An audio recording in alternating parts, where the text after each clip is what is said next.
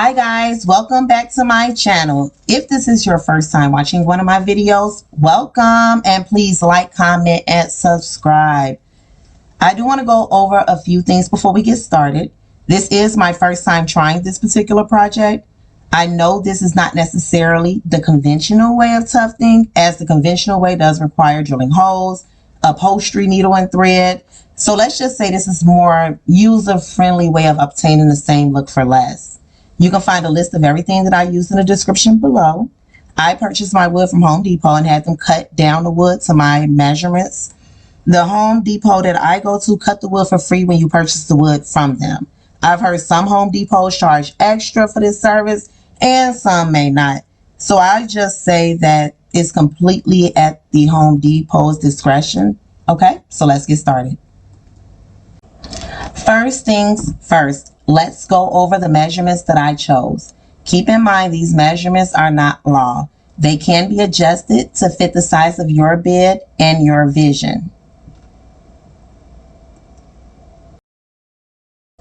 Okay, so there are 4 pieces to this bed. You have the headboard, which we will get to a bit later, and the base consists of 3 pieces. You have the 2 side pieces and a front base piece. These measurements are for a queen size bed because I have a queen size bed. Each post has 5 pieces total. That's the top piece and the 2 side pieces, the one on the front and the one that's on the back facing the bed going towards the wall, as well as 2 side pieces or end pieces.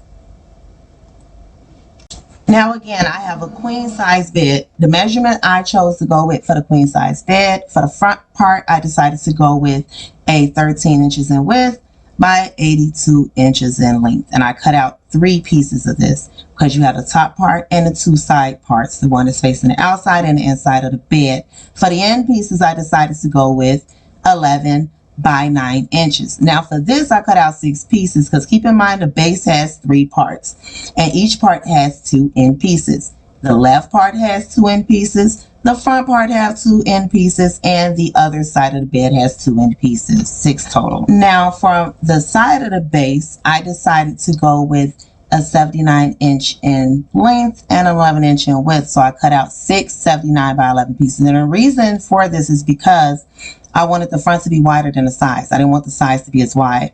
And for this, I cut out 6 pieces because again, you need 3 for the left side and 3 for your right side as well. Okay, so let's recap the cut pieces of wood that I have.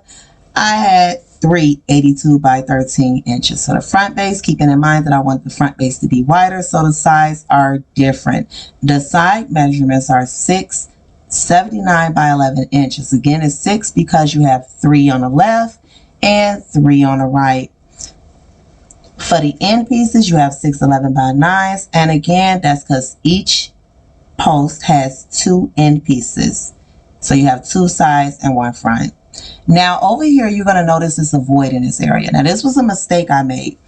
During the video, I will tell you where I made that mistake and how not to make that mistake.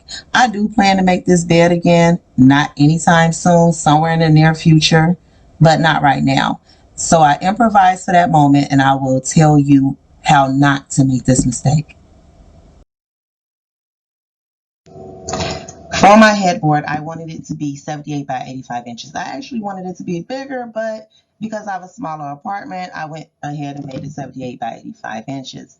Now for transportation purposes, I went on ahead and cut it down, had the wood cut down into 4 parts, as you will see, and I would explain later on in the video.